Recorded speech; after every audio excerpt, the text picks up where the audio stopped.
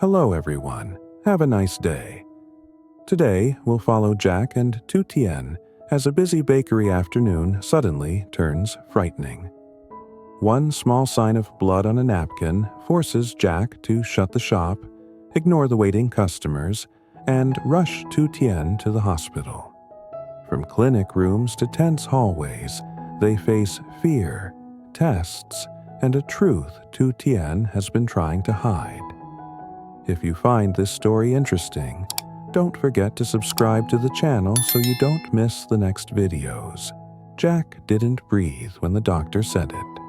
Not because the words were loud, because they were calm, clinical, final. The kind of calm that could hide a storm behind it. Tutien sat on the edge of the chair with her hands locked together, knuckles pale. She tried to look steady, tried to look like this was just another appointment. But Jack saw the tiny tremble in her fingers, the way she swallowed too hard, the way her eyes kept darting to the door as if she wanted to run. The doctor's gaze stayed on the screen. He scrolled once, twice. Then he looked up. "Your main test results are normal," he said. Tutien's shoulders loosened immediately, relief crashing through her like warm water. She almost smiled. Jack didn't, because the doctor didn't stop there. "But," the doctor added, voice measured, "I'm concerned about the pattern of your symptoms, and I need you to answer me honestly." Jack felt that single word, but struck like a hammer. Tutien nodded quickly. "Yes, doctor." The doctor leaned forward slightly, no anger in him, only precision. "You said the itching has lasted over a month. Worse in the early morning and at night. Worse in cold weather." "Yes," Tutien whispered. "And you've had recurrent nosebleeds." Tutien hesitated, just a fraction. "Yes, but not every day." Jack's eyes narrowed. That hesitation was tiny, but Jack's love had trained him to notice every crack where fear could hide. The doctor continued. "You visited a local clinic and took medication." "Yes." "And the nosebleeds decreased, but the itching persisted." "Yes." The doctor turned the screen slightly, showing a cluster of notes and lab values.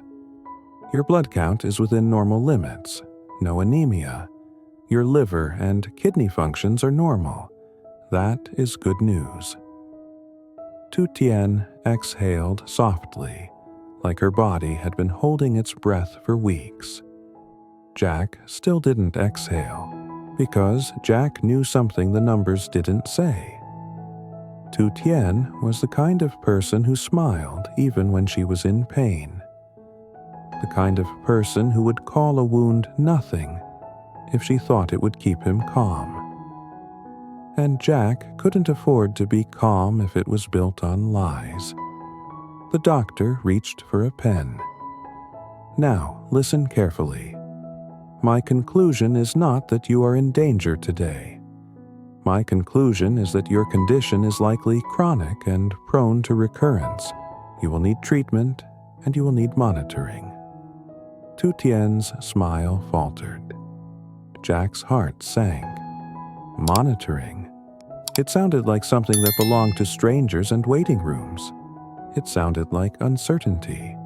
It sounded like a door that never fully closes. Tutien forced her voice to stay light. "So, it's just my constitution?" The doctor nodded once. "Yes, an allergic constitution can present like this. Urticaria hives can flare with cold or stress. Your face shows inflammation around hair follicles consistent with folliculitis.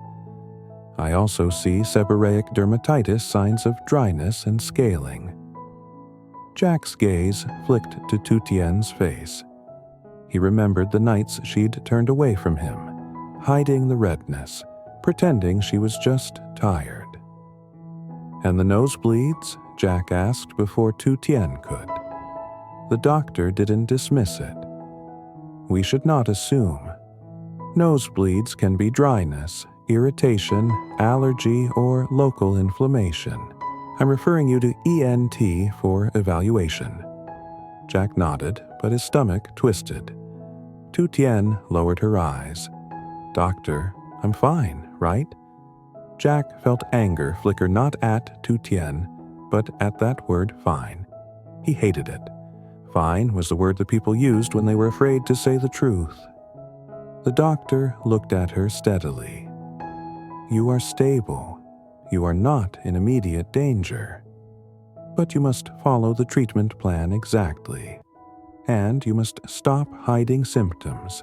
If you have worsening episodes, you return immediately. Jack's throat tightened so hard it hurt. Tu Tien glanced at Jack, a quiet plea in her eyes. Please don't make this bigger than it is. Jack couldn't give her that. Because in Jack's world, bigger was the difference between catching something early and losing someone you loved to silence. Earlier that day, Jack had been at the construction site, walking beneath concrete beams with his uncle. The wind had been sharp, the ground still rough, the structure half finished. Jack had been listening to his uncle talk about foundations, about drainage, about refusing contracts that demanded shortcuts. People think stress is weakness, his uncle had said, stepping carefully over rebar. But stress is responsibility. One mistake can ruin lives. Jack had carried that sentence home like a weight. When he arrived, he found Tu Tien in the garden, tending vegetable beds as if she had all the time in the world. Her sleeves were pulled down, but Jack saw the faint scratch marks near her wrists. He pretended he didn't at first. He watched her water the seedlings, her breath visible in the cold air. You're home, she said with a smile, trying to sound normal. Jack placed a cup of warm water beside her. Drink. Tu Tien blinked. You bought me warm water? I thought of you, he replied simply. Then his gaze settled on her face. You're going with me to the hospital. Tu Tien froze. Jack. No, he said gently but firmly. Not this time. She tried to laugh it off. It's probably nothing. Jack crouched in front of her, eyes level with hers. Then let a doctor tell us it's nothing. Tu Tien's smile wavered, and Jack understood in that moment the real enemy wasn't the disease, it was her habit of pretending. Back in the clinic now, the doctor handed them a printed prescription and pointed at a QR code on the paper. This is your treatment plan, he said. Some medication is covered by insurance. Some you will purchase outside. The hospital returns results via QR code. Jack took the paper as if it was fragile. Tu Tien reached for it too, but Jack's hand covered it unintentionally, protective, possessive, and afraid. Tu Tien noticed. Her eyes softened. Jack. Jack looked at her like he wanted to apologize and demand the truth at the same time. The doctor's voice cut through the tension. One more thing. When you go home, rest. Keep warm. Avoid smoke and dust. And if nosebleeds recur, do not delay. Jack nodded. Yes, doctor. Tu Tien nodded too, but her lips pressed together in a line that said she was already planning to minimize it. As they stood to leave, Jack stopped at the doorway and looked back. Doctor, he asked, voice tight, if she says she's fine, should I believe her? Tu Tien snapped her head toward him, shocked. The doctor's gaze shifted between them, understanding more than they had said aloud. And for the first time that day, Tu Tien realized Jack wasn't only afraid of bad results. He was afraid of what she might still be hiding. And Jack couldn't tell which fear was worse. The doctor didn't answer Jack right away. He studied them the way doctors do when they've seen couples break under silence more than under illness. Then he spoke carefully, not as a clinician now, but as a witness. If she says she's fine, he said, believe her feelings, but don't ignore her symptoms. Tu Tien's cheeks flushed with embarrassment. She reached for the prescription like it could shield her. Jack,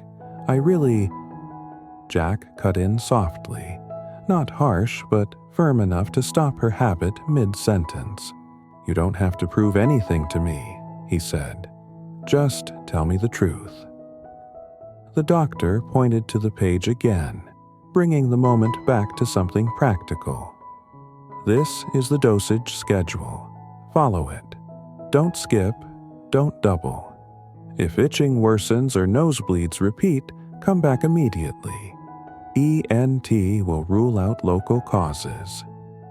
Jack nodded, memorizing every word. Tu Tien nodded too, but her eyes kept dropping, as if the floor could swallow her guilt. Outside the clinic, the hallway was crowded again with footsteps, voices, and carts rolling by. Life didn't pause for anyone's fear, but Jack and Tu Tien moved through it as if they were carrying something fragile between them. At the pharmacy counter, Jack handled everything. He asked questions. He repeated the instructions back to the staff. He checked the labels twice. When the staff explained that some medication needed to be bought outside, Jack didn't hesitate. We'll get it, he said. Tu Tien tugged his sleeve. Jack, it's okay. We don't need. Jack turned to her and lowered his voice so no one else could hear. We need whatever keeps you safe, he said. Don't bargain with me about this. The words weren't anger, they were fear, shaped into a boundary. Tu Tien fell quiet. While Jack paid, she stood behind him, staring at the clinic doors as if she could still hear the doctor saying the word monitoring. Her fingers hovered near her nose again, an unconscious check. No blood now, just a memory that had shaken her confidence. When Jack returned with the bag of medicine, she tried to smile. See? It's done. Jack didn't correct her. He didn't say it's not done. He just took her hand and guided her toward the exit like he was guiding her out of a storm. In the car, the sun was already dropping, turning the road gold and cold at the same time. Tu Tien leaned her head against the seat, eyelids heavy. Jack drove with both hands on the wheel. The medicine bag sat between them like a quiet promise and a quiet warning. After a long stretch of silence, Tu Tien whispered, Do you think I'm hiding something? Jack's grip tightened slightly. He didn't look at her right away, like he was choosing the truth carefully. I think you hide pain, he said. Not secrets. Tu Tien swallowed. Because I don't want to burden you. Jack's voice dropped. You're not a burden. You're my life. Tu Tien's eyes filled. She turned her face away, ashamed of the tears. Jack reached over and wiped one away with his gentle thumb, like he was afraid she would apologize for crying too. Promise me, he said quietly. If you feel anything, even if it's small, you tell me first. Tu Tien nodded. I promise. Jack exhaled, but it wasn't a relief. It was the kind of breath you take when you've decided you'll carry the weight no matter how heavy it gets. When they arrived at the farm, the yard light glowed warm. The bakery window was dark, but the faint scent of butter still lingered in the air. Home, but not the same. not after hearing the words chronic, recurrence, monitoring. Jack helped Tu Tien out of the car. Before they went inside, he stopped her at the doorstep and pulled her into his arms, holding her longer than usual. "Tonight," he murmured against her hair, "you rest. I'll handle everything else." Tu Tien nodded into his chest, and for a moment the world felt quiet in a way that didn't scare them. But as Jack looked over her shoulder into the dark yard, one thought stayed sharp in his mind. The doctor's conclusion wasn't what stunned him most. It was the possibility that Tu Tien had been suffering alone longer than she'd ever admit. Hello everyone, in this episode, after a long day leading work at the construction site, Jack returns to the farm carrying exhaustion he refused to show.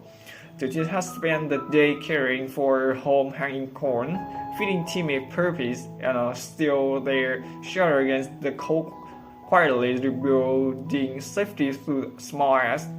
That night, they cooked simple bamboo rice and grilled meat by the outdoor fire, and the gong pulled chest guard down. Tu Tien admits her fear, not of poverty, but of losing this precious piece. Jack confesses he's terrified of choosing forever and following her. When unknown number calls, the outdoor world threatens their calm. Jack rejects the instruction, turns off his phone, and chooses the night with her. In a faded fire night, they promise to face whatever comes together.